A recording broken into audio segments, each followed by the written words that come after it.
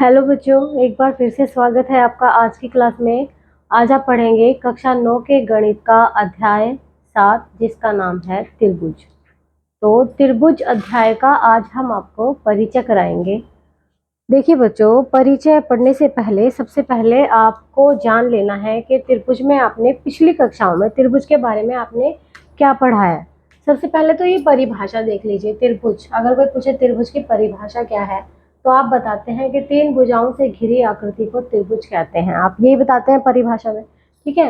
ये त्रिभुज कैसे बना, कहाँ से आया, इसको बनाने से पहले आपने कक्षा 8 में पढ़े होंगे वक्र। कक्षा 8 में पढ़ा होगा आपने वक्र, ठीक है। वक्र, कर्व, इंग्लिश में कर्व बोल देते हैं। वक्र क्या है? सबसे पहले आपने पढ़ा होगा बिंदु, बिंदु, रेखा, रेखाखंड, रेखा, रेखाखंड, ठीक है। और पढ़ा होगा आपने किरण पढ़ी होगी। इस तरह से पढ़ा है। तो ये सब क्या है? ये सब वक्र हैं। कोई भी हमने लाइन बना दिया ऐसे, ये बना दिया, ये बना दिया, ये सब क्या है? ये सब हमारे क्या है? वक्र हैं। ये क्या है? ये सब वक्र, ठीक है। अब आपने देखा कुछ तो इनमें खुले वक्र हैं, कुछ इनमें बंद वक्र हैं, ठीक है। ये देखिए, ये खुला वक्र है, ये खुला वक्र है, ये भी खुला वक्र है, ये और ये क्या है? बंद वक्र है। ये भी खुले वक्र है। एक सीधी रेखा भी अगर हमने खींच दी तो वो भी वक्र है, मतलब कर्व, ठीक है। Close curve, open curve. जो खुला है वो क्या है? Open curve. जो बंद है वो क्या है? क्लोज कर्व, ठीक है। खुला वक्र, बंद वक्र, क्लोज कर्व, ओपन कर्व, ठीक है। तो अब देखिए त्रिभुज क्या होता है। तो ये तो आपने जान लिया वक्र और कर्व, ठीक है। वक्र क्या होता है, कर्व क्या होता है। अब एक शब्द पढ़ा होगा आपने, बहुभुज, पोलीगोन, ये पढ़ा होगा, पोलीगोन, बहुभुज। पोलीगोन मतलब बहुभुज। पोलीगोन क्या होता है? पोलीगोन एक वक्र है। कैसा वक्र? बंद वक्र है। जो ये बंद वक्र है, तो ये तो पोलीगोन नहीं है, ये पोलीगोन नहीं है। पॉलीगॉन एक ऐसा बंद वक्र है जो कि भुजाओं से बनता है, सीधी रेखाओं से बनता है। एक सीधी रेखा से बनने वाला ये तो नहीं हो सकता, ये सीधी रेखा से नहीं बना, बंद तो है ये, ठीक है। बंद वक्र तो है लेकिन ये पॉलीगॉन नहीं है। क्लोज कर्व तो है ये, ठीक है, लेकिन पॉलीगॉन नहीं है, बहुभुज नहीं है। बहुभुज है एक सीधी रेखाओं से बनने वाला बंद वक्र। ये ऐसा वक्र है जो रेखाओं से बना है और बंद है, चारों तरफ से बंद है ना। तो ये क्या है? ये बहुभुज है, ठीक है। तो सबसे पहले जो कितनी भुजाओं से, सबसे छोटा बहुभुज जो होता है, सबसे छोटा पॉलीगॉन, वो कितनी भुजाओं से बन सकता है? देखिए, क्या एक भुजा से बन सकता है? एक भुजा से नहीं बन सकता। एक भुजा से वक्र तो बनेगा लेकिन बंद वक्र नहीं बनेगा, ठीक है। चलिए दो भुजा से ट्राई कर लेते हैं। दो भुजा से भी बंद वक्र नहीं बना, तो ये बहुभुज नहीं है।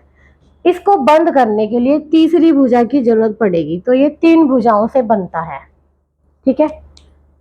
तो ये ऐसा बहुभुज है जो तीन भुजाओं से बना हुआ बंद वक्र होता है। इसको बोलते हैं त्रिभुज, ठीक है। तो सबसे छोटा बहुभुज जो होता है, सबसे कम भुजाओं से बनने वाला बहुभुज होता है, वो त्रिभुज होता है। उसके बाद चार भुजाओं से भी बन सकता है, उसको बोल देते हैं हम चतुर्भुज। पांच भुजाओं से भी बन जाता है, उसको हम क्या बोल देते हैं? पंचभुज। और आपका छह भुजाओं से भी बन जाता है, वो क्या होता है? षटभुज, सप्तभुज, अष्टभुज, ठीक है। इस तरह से ये आपके बहुभुज होते हैं, ठीक है। तो ये तो आपने जान लिया बहुभुज। बहुभुज ये आपने पिछली 8वीं कक्षा में पढ़ा होगा, ठीक है। तो लेकिन यहाँ हम बात करेंगे आपके बहुभुज त्रिभुज की, त्रिभुज की बात करेंगे, ठीक है। त्रिभुज में आपने अभी तक क्या पढ़ा है? त्रिभुज की परिभाषा जो मैंने ऊपर लिखी हुई है, ये तो ऐसे समझाने के लिए मैंने बताया आपको कि बहुभुज कैसे बनते हैं, वक्र से बनते हैं। कैसे वक्र से? बंद वक्र से, जो रेखाओं से बना हुआ है, ठीक है। जो सीधी रेखाओं से बना हुआ बंद वक्र है उससे बहुभुज बनता है, ठीक है। सबसे पहला जो सबसे कम भुजाओं से जो बहुभुज बनता है वो होता है आपका त्रिभुज। और त्रिभुज की परिभाषा में आपने पिछली कक्षा में भी यही पढ़ा है कि तीन भुजाओं से घिरी आकृति को त्रिभुज कहते हैं, ठीक है। अब त्रिभुज का कुछ नियम होते हैं, कुछ गुण, कुछ नियम होते हैं, वो आपने पढ़े होंगे, आपको याद होंगे। क्या होते हैं? जैसे ये त्रिभुज है, ये हमने बना लिया त्रिभुज,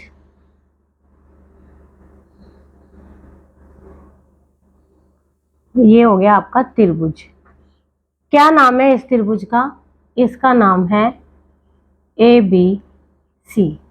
ठीक है, त्रिभुज में 3 भुजाएं होती हैं, एक भुजा ये है, एक भुजा ये है, एक भुजा ये है, 3 भुजाएं होती हैं। ठीक है, 3 ही कोण होते हैं, ये कोण X मान लिया हमने, ये कोण मान लिया हमने Y, और ये कोण हमने मान लिया Z। 3 ही त्रिभुज में कोण होते हैं। ठीक है, और 3 ही त्रिभुज में शीर्ष होते हैं, एक शीर्ष है ये A, एक शीर्ष क्या है B, और एक शीर्ष क्या है C। 3 शीर्ष होते हैं, मतलब 3 भुजाएं, 3 कोण और 3 शीर्ष। भुजाएं मतलब AB, BC और AC, 3 भुजाएं। ठीक है, 3 कोण मतलब X, Y, Z, 3 कोण। ठीक है, शीर्ष मतलब ABC, 3 शीर्ष हो गए। ठीक है, तो ये त्रिभुज में 3 चीज होती हैं। ठीक है, चलिए अब एक त्रिभुज में क्या होता है, सबसे पहला जो इसका त्रिभुज का गुण है, त्रिभुज की प्रॉपर्टी है, वो क्या है? सबसे पहली प्रॉपर्टी कि तीनों कोणों का योग। सबसे पहला नियम क्या है? तीनों कोणों का योग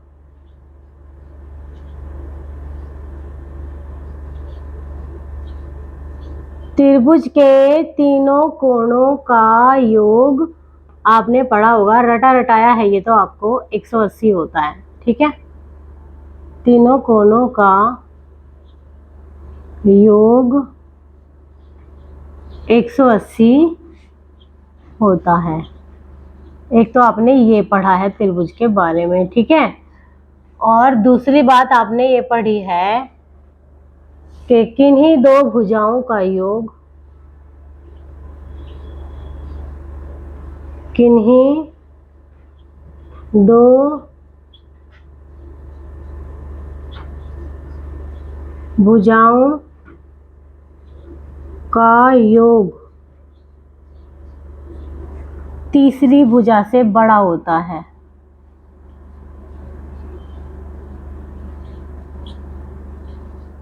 तीसरी भुजा से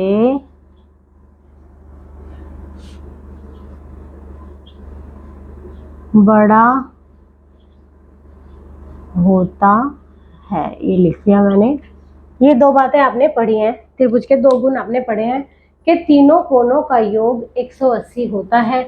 अगर हम X, Y, Z को हम जोड़ दें तो क्या आएगा? 180 आएगा। ठीक है, और 2 भुजाओं का योग तीसरी से बड़ा होता है। किन्हीं 2 भुजाओं को जोड़ दो तो वो हमेशा ही तीसरी से बड़ा होगा। ठीक है, अगर एक भुजा 2 है, एक 3 है और 5 है, और पूछा जाए क्या इनसे कोई त्रिभुज बन सकता है, तो हम क्या करेंगे? अगर पूछा जाए, हमें 3 भुजाएं दे दी और पूछा गया कि क्या इन तीनों भुजाओं से त्रिभुज बन सकता है, तो हम क्या करेंगे? 2 छोटी भुजाओं को जोड़ के देख लेंगे। 2 जमा 3 क्या है? ये 5। ये 5 से बड़ा नहीं है, तीसरी भुजा से बड़ा नहीं है, तो इसका मतलब 2, 3, 5 भुजाओं से त्रिभुज नहीं बन सकता। त्रिभुज, कोई ऐसा त्रिभुज नहीं संभव है जिसकी एक भुजा 2 हो, एक 3 हो और एक 5 हो। ऐसा त्रिभुज संभव नहीं है।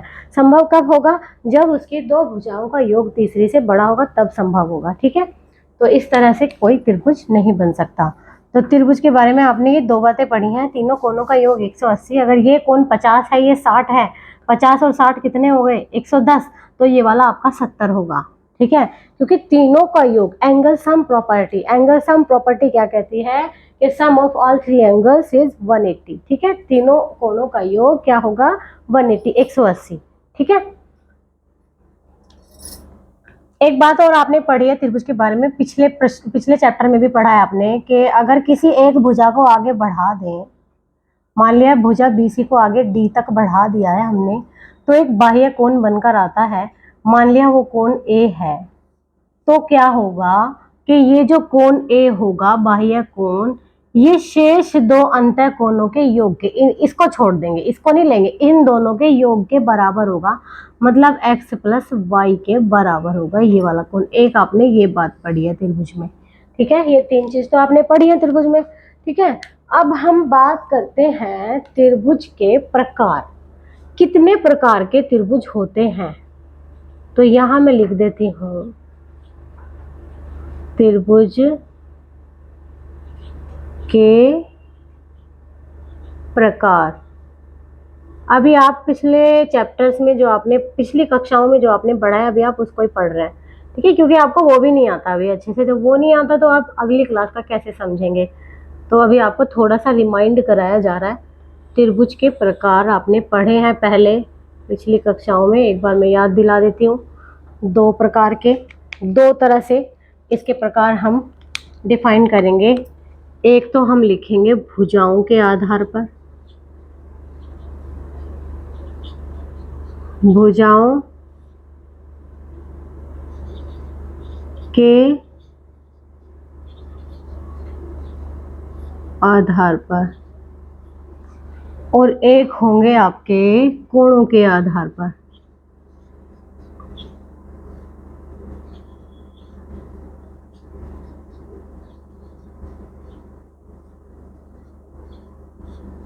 भुजाओं के आधार पर और कोणों के आधार पर त्रिभुज के प्रकार। चलिए मैं यहाँ एक लाइन खींच देती हूँ। तो भुजाओं के आधार पर तीन प्रकार के त्रिभुज होते हैं। नंबर एक, समबाहु त्रिभुज।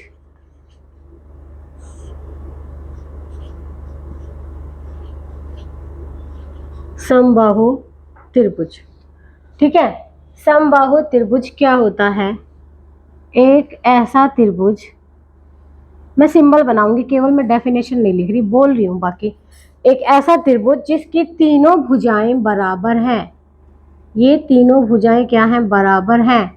तो उस त्रिभुज को हम बोलेंगे समबाहु त्रिभुज, जिसकी तीनों भुजाएं बराबर हैं, ठीक है, उसे हम बोलेंगे समबाहु त्रिभुज। दूसरा,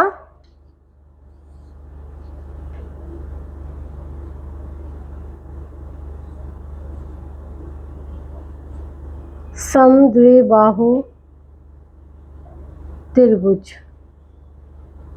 समद्विबाहु त्रिभुज क्या होगा? एक ऐसा त्रिभुज जिसकी केवल दो भुजाएं बराबर हैं। केवल दो भुजाएं बराबर हैं। देखो ये साइन क्यों लगाया गया? ये इसका मतलब ये होता है कि इस पे भी एक डैश लगा है, इस पे भी एक डॉट लगा है, इस पे भी एक डॉट लगा है। इसका मतलब एक जैसा लगा है तीनों पे, इसका मतलब तीनों भुजाएं एक जैसी हैं, तीनों भुजाएं क्या है? समान है, इसलिए इसको समबाहु त्रिभुज बोला गया है, ठीक है। दूसरे में यहाँ देखिए इन दोनों पे एक जैसा डॉट लगा है, इन दोनों पे, इस पे दो डॉट लगे हैं, इसका मतलब इन दोनों पे एक जैसा लगा है, इसका मतलब ये दोनों भुजाएं क्या है? इसकी समान है, ठीक है। ये दोनों भुजाएं समान है, तो जिसकी दो भुजाएं समान होती हैं उसको बोलते हैं समद्विबाहु त्रिभुज, ठीक है। तीसरे नंबर पे अगर हम बात करें तो आ जाता है आपका विषमबाहु त्रिभुज।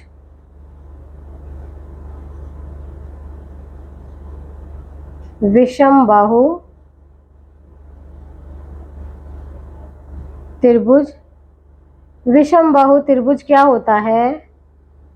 ऐसा त्रिभुज जिसकी कोई भी भुजा एक समान नहीं होती, तीनों भुजाएं डिफरेंट हैं, तीनों डिफरेंट हैं, उसको हम बोलेंगे विषमबाहु त्रिभुज। तीनों पे अलग अलग तरह का चिन्ह लगा दो तो ये पता चल जाएगा कि ये क्या है? विषमबाहु त्रिभुज है।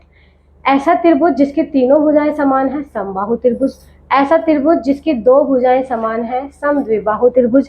ऐसा त्रिभुज जिसकी तीनों भुजाएं अलग अलग हैं, कोई भी भुजा समान नहीं है, उसको बोलते हैं हम विषमबाहु त्रिभुज, ठीक है। ये आपका हो गया है विषमबाहु त्रिभुज। अब हम बात करें कोणों के आधार पर। कोणों के आधार पर सबसे पहले नंबर पे आपने पढ़ा होगा न्यून कोण त्रिभुज। न्यून कोण त्रिभुज, ठीक है। ऐसा त्रिभुज जिसके तीनों कोण न्यून कोण होते हैं। न्यून मतलब 90 से कम, ठीक है।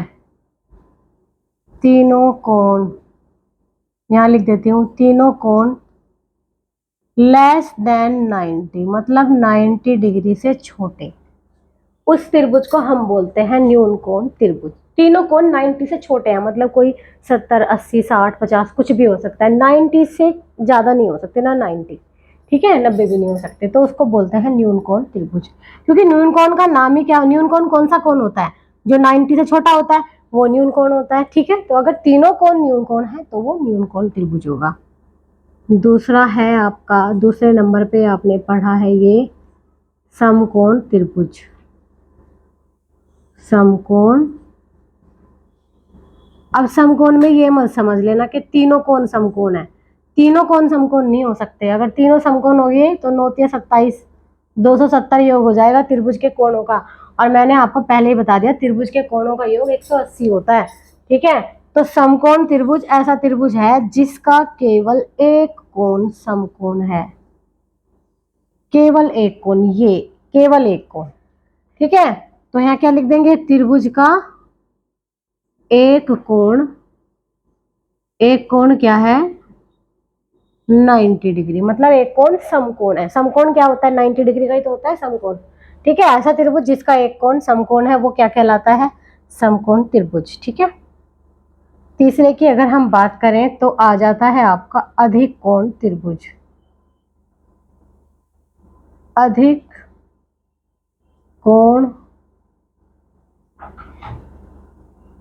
त्रिभुज, अधिक कोण त्रिभुज क्या होता है, ऐसा त्रिभुज जिसका एक कोण अधिक कोण हो, मतलब एक कोण 90 से बड़ा हो, उस त्रिभुज को हम बोलते हैं, ये कोण इसका,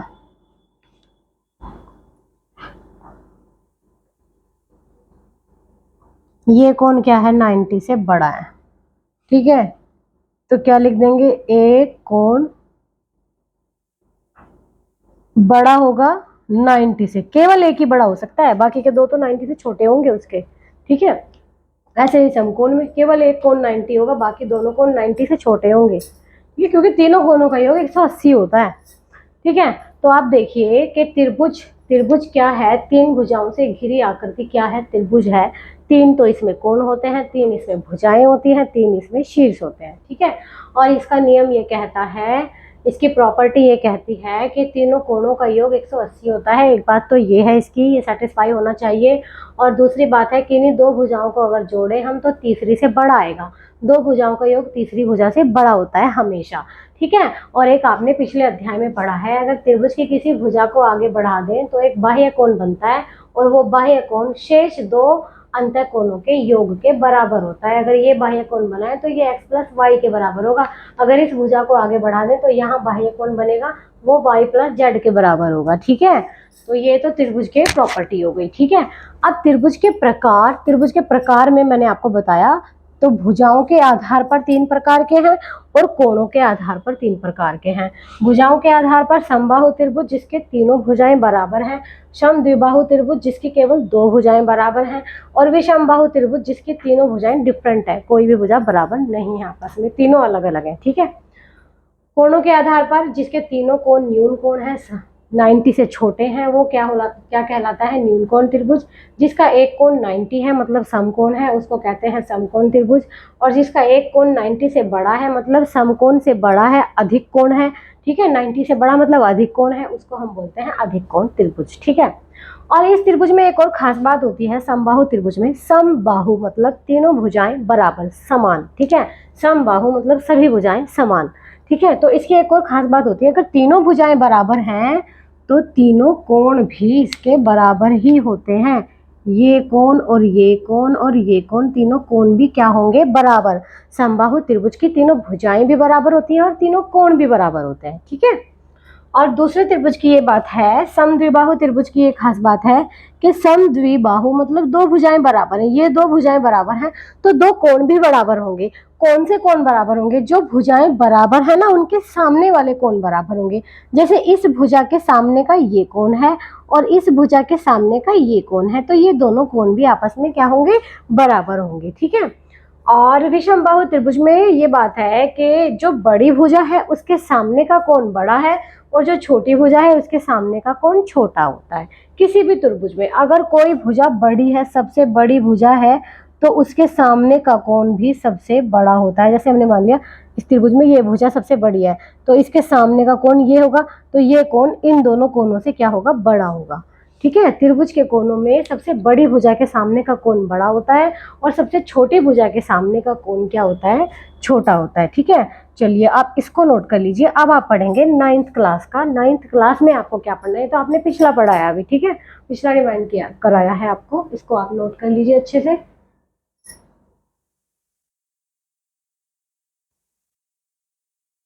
अब देखिए अगला टॉपिक है आपका सर्वांगसम आकृतियां। सर्वांगसम आकृतियां क्या होती हैं?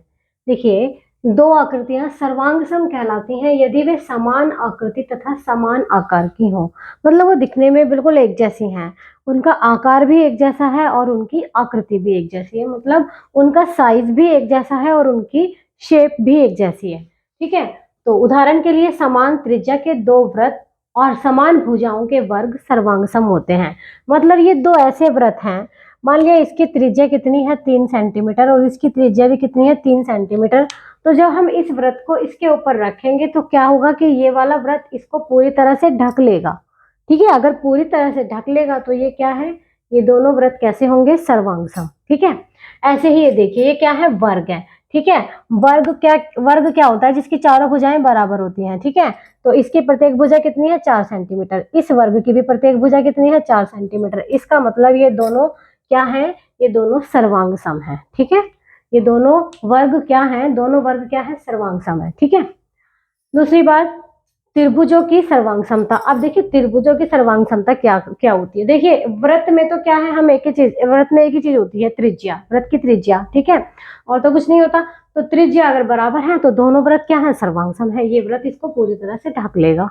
ठीक है, और इसमें क्या है, इसमें केवल भुजा होती है, भुजा सभी बराबर होती है। तो अगर सारी भुजाएं बराबर है, इसके भी और इसकी भी एक जैसी हैं, तो ये क्या होंगे, सर्वांगसम। लेकिन त्रिभुजों की सर्वांग समता क्या है, क्योंकि त्रिभुजों में 3 भुजाएं होती हैं और तीनों भुजाएं वो सेम भी हो सकती हैं और डिफरेंट भी हो सकती हैं, एक दूसरे से अलग भी हो सकती हैं। ठीक है, तो दो त्रिभुज सर्वांगसम होते हैं यदि एक त्रिभुज की भुजाएं एवं कोण दूसरे की संगत भुजाएं तथा कोणों के बराबर हो। अगर इसमें ये कोण ए कोण पी के बराबर हो, कोण बी कोण सी क्यू के बराबर हो और कोण सी आपका कोण आर के बराबर हो, तो ये क्या होंगे, दोनों त्रिभुज क्या होंगे। एक और चीज होनी चाहिए, ये संगत कोण बराबर, ये कोण इसके, ये कोण इसके, ये कोण इसके। ठीक है, और संगत भुजाएं ए बी भुजा पी क्यू के बराबर हो, ए सी भुजा पी आर के बराबर हो और बी सी भुजा क्यू आर के बराबर हो, संगत भुजाएं बराबर हो, संगत कोण बराबर हो, तो दोनों त्रिभुज क्या होंगे, सर्वांगसम होंगे। या फिर दूसरे शब्दों में कह सकते हैं कि अगर इस त्रिभुज को इस त्रिभुज के ऊपर रख दें और ये उसको पूर्ण तरह से ढक ले, तो ये दोनों त्रिभुज क्या होंगे, सर्वांगसम होंगे। तो सर्वांग समता के लिए क्या होना आवश्यक है, कोण ए बराबर होना आवश्यक है कोण पी के, और कोण बी बराबर होना आवश्यक है कोण क्यू के, कोण सी बराबर होना आवश्यक है कोण आर के। ठीक है, और क्या होना बराबर है, ए बी बराबर होना चाहिए पी क्यू के, संगत भुजाएं भी बराबर होनी चाहिए, और बी सी बराबर होना चाहिए क्यू आर के, और ए सी बराबर होना चाहिए पी आर के। तो क्या होंगे, त्रिभुज ए बी सी क्या होगा, त्रिभुज ए बी सी सर्वांगसम होगा त्रिभुज पी क्यू आर के। ये सर्वांग समता का चिन्ह है आपका। जब दो त्रिभुज सर्वांगसम आ जाएंगे तो उनको ऐसे कहीं पर ये लिखा है, इसका मतलब दोनों त्रिभुज क्या है, सर्वांगसम। ठीक है, एक बात और होती है कि जब दो त्रिभुज सर्वांगसम होते हैं तो उनके संगत भाग बराबर होते हैं। इसको हम शॉर्ट में सीपीसीटी भी लिख सकते हैं। ठीक है, तो यहाँ लिख देती हूँ मैं, यदि दो त्रिभुज सर्वांगसम है तो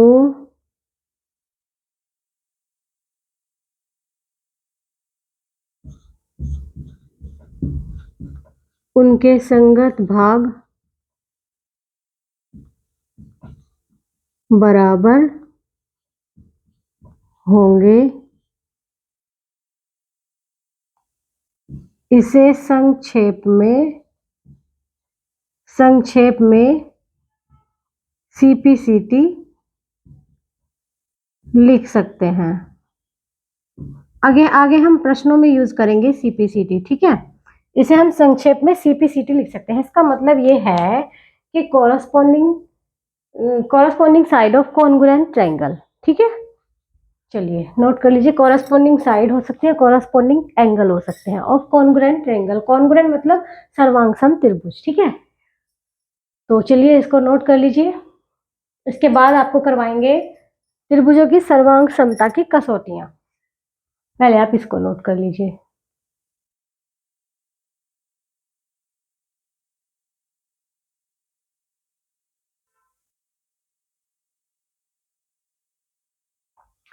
देखिए बच्चों, अगला टॉपिक है आपका त्रिभुजों की सर्वांग समता की कसौटियां। ठीक है, तो सर्वांग समता की कसौटियां क्या है, मैंने यहाँ पर 4 बिंदु लिखे हैं। तो पहला ये है कि भुजा कोण भुजा साइड एंगल साइड सर्वांग समता नियम। ये क्या होता है, किसी त्रिभुज की, जैसे 2 त्रिभुज है हमारे पास, पहला समझा रही हूं मैं, ये पहला नियम आपका, ये साइड एंगल साइड, इसको बोलेंगे side angle side of congruency. Side मतलब भुजा कोण भुजा, भुजा कोण भुजा। इसका मतलब 2 त्रिभुजों में अगर ये त्रिभुज है ABCPQR, अगर साइड AB बराबर PQ है, ये साइड इसके बराबर है, और साइड AC बराबर PR है, मतलब ये साइड इसके बराबर है, और इनके बीच का कोण बराबर है, मतलब कोण A बराबर कोण P है, तब त्रिभुज ABC क्या होगा, सर्वांगसम होगा। त्रिभुज PQR के किससे होगा सर्वांगसम, SAS रूल से। समझ आई बात? ये क्लियर हो गया आपको। 2 भुजाएं बराबर, ये भुजा इसके बराबर, ये भुजा इसके बराबर, और इनके बीच का कोण बराबर है। ठीक है, ऐसे चल रहे हैं ऐसे। ठीक है, तो इनके बीच का कोण बराबर है, तो त्रिभुज ABCPQR के क्या होगा, सर्वांगसम होगा। तो ये तो पहला नियम है। ठीक है, और आपका दूसरा नियम क्या कहता है, दूसरा नियम ये कहता है, यहां कर देते हैं, कोण भुजा कोण SAS सर्वांग समता नियम। 2 त्रिभुज ले लेंगे, ऐसे ही 2 त्रिभुज ले लिए हमने, ABC और क्या ले लिया, PQR। इसमें क्या है, कोण भुजा कोण, 2 कोण बराबर और उनके बीच की भुजा। मान लिया हमने कि ये कोण इसके बराबर है और आपका ये कोण इसके बराबर है। ठीक है, और इनके बीच की भुजा कौन सी है, AB, इनके बीच की भुजा कौन सी है, PQ, और इनके बीच की भुजा बराबर है, मतलब कोण B बराबर है कोण Q के, और कोण A बराबर है कोण P के, और इनके बीच की भुजा AB बराबर है PQ के। अगर ये 3 चीज बराबर हैं तो त्रिभुज ABC क्या होगा, सर्वांगसम होगा त्रिभुज PQR के। किस नियम से, एंगल साइड एंगल रूल से। ठीक है, 2 कोण बराबर और उनके बीच की एक भुजा बराबर है, तो दोनों त्रिभुज क्या होंगे, सर्वांगसम होंगे। ठीक है, तीसरा नियम ये कहता है भुजा भुजा भुजा। मतलब क्या है कि 2 त्रिभुज हैं आपके पास, ये और एक त्रिभुज है आपका ये। ठीक है, ये त्रिभुज है आपका ABC और ये त्रिभुज है आपका PQR। अगर इनमें AB बराबर है PQ, मतलब ये भुजा इसके बराबर, और BC बराबर है QR, मतलब ये भुजा इसके बराबर, और AC बराबर है PR, मतलब ये भुजा इसके बराबर। मतलब मैंने ये ऐसे साइन क्यों लगाए हैं, इन पे एक जैसा साइन, इसका मतलब ये बराबर है, इन पे एक जैसा साइन, इसका मतलब ये बराबर है, इन पे एक जैसा साइन, इसका मतलब ये बराबर है। अगर संगत भुजाएं बराबर हैं, 3 चीज बराबर है, तो क्या होगा कि त्रिभुज ABC सर्वांगसम होगा त्रिभुज PQR के। तो ये नियम है आपके। ठीक है, सर्वांग समता की कसौटियां हैं। अब ये देखिए, इसमें थोड़ा सा कंफ्यूज हो रहे होंगे, लेकिन कंफ्यूज होने की जरूरत नहीं है। ये वाली जो कसौटी लगाई जाती है, ये वाला नियम जो लगाया जाता है, वो समकोण त्रिभुजों पे लगाया जाता है। आपके पास 2 समकोण त्रिभुज हैं। ठीक है, 2 समकोण त्रिभुज हैं। इन दोनों समकोण त्रिभुजों में क्या है कि ये कौन समकोण है, इसका ये कौन समकोण है। यहाँ लिखा है RHS। पहले तो आप जान लीजिए समकोण त्रिभुज में क्या होता है। एक तो कोण समकोण होता है और उसके सामने वाली भुजा होती है कर्ण, उसको इंग्लिश में हाइपोटेनस बोलते हैं, ठीक है। तो इसको क्या बोलते हैं, हाइपोटेनस। कर्ण को इंग्लिश में क्या कहते हैं, मैं इधर इधर लिखा हुआ है, मैंने लिखने की जरूरत नहीं है। राइट एंगल मतलब समकोण, एक कोण तो समकोण हो, एक कोण समकोण है। और हाइपोटेनस, एक हाइपोटेनस उनका बराबर हो। समकोण है इसका, ये समकोण है तो बराबर है, ठीक है। और हाइपोटेनस क्या होता है, समकोण के सामने वाली भुजा, इसको हिंदी में कर्ण बोलते हैं, ठीक है। ये समकोण के सामने वाली भुजा, ये समकोण की, अगर ये भुजा बराबर हो। और साइड मतलब ये दो साइड है ना, जैसे इनमें से कोई भी एक साइड बराबर हो, या तो ये साइड इसके बराबर हो या ये साइड इसके, कोई एक साइड बराबर हो, तो दोनों त्रिभुज क्या होंगे, सर्वांगसम होंगे, ठीक है। तो अगर इस त्रिभुज में ये मान लिया हमने ABC त्रिभुज है और PQR त्रिभुज है, तो कोण B बराबर है कोण Q के, क्यों है, क्योंकि दोनों 90 डिग्री हैं, ठीक है। और यदि AC बराबर PR के है, मतलब इनका कर्ण बराबर है, ठीक है, कर्ण बराबर है, यदि यदि कर्ण बराबर है, ठीक है, हाइपोटेनस बराबर है और कोई एक साइड बराबर, मान लिया AB बराबर है PQ के, मतलब ये साइड बराबर है, तो दोनों त्रिभुज क्या होंगे, ABC क्या होंगे, सर्वांगसम होंगे। त्रिभुज PQR का ये सर्वांगसम त्रिभुज होगा, ठीक है। तो ये सर्वांगसमता की कसौटियां हैं। अगर हमें किसी त्रिभुज को सर्वांगसम प्रूव करना है, सर्वांगसम सिद्ध करना है, तो हमें ये तीन चीज बराबर दिखा देनी है और सर्वांगसम आ जाएगा। या तो दिखा दो साइड एंगल साइड, ठीक है, दो साइड बराबर और उनके बीच का कोण बराबर, या दिखा दो दो एंगल बराबर उनके बीच की साइड बराबर, या दिखा दो तीनों साइड बराबर, मतलब तीनों संगत भुजाएं बराबर, ठीक है। और या फिर RHS रूल दिखाएंगे, राइट एंगल, हाइपोटेनस और साइड, ठीक है। मतलब समकोण, कर्ण और भुजा बराबर। समकोण, समकोण तो बराबर ही होगा और दोनों त्रिभुजों का कर्ण बराबर, कर्ण मतलब समकोण के सामने वाली भुजा, हाइपोटेनस, ठीक है। और क्या है, कोई साइड बराबर, हाइपोटेनस से अदर साइड होती है ना, टू साइड होती है, अदर टू साइड, उनमें से कोई एक साइड बराबर है, तो दोनों त्रिभुज क्या होंगे, सर्वांगसम, ठीक है। चलिए इनको अच्छे से नोट कर लीजिए। तो देखिए बच्चों, परिचय में तो आपको इतना ही जान लेना है, बाकी आपको प्रश्नावली जो आपकी एक्सरसाइज होंगी वो आपको अगली क्लास में कराई जाएंगी। तब तक के लिए आप इनको अच्छे से नोट कर लीजिए, समझ लीजिए। देखिए समझना बहुत जरूरी है। परिचय को एक बार पढ़ लेना ध्यान से, 2-3 बार इसको एक बार रिपीट कर लेना, ठीक है। अगर परिचय समझ आ गया अच्छे से, फिर प्रश्नों को करने में बहुत आसानी होगी। चलिए फिर मिलते हैं आपसे अगली क्लास में नई एक्सरसाइज के साथ।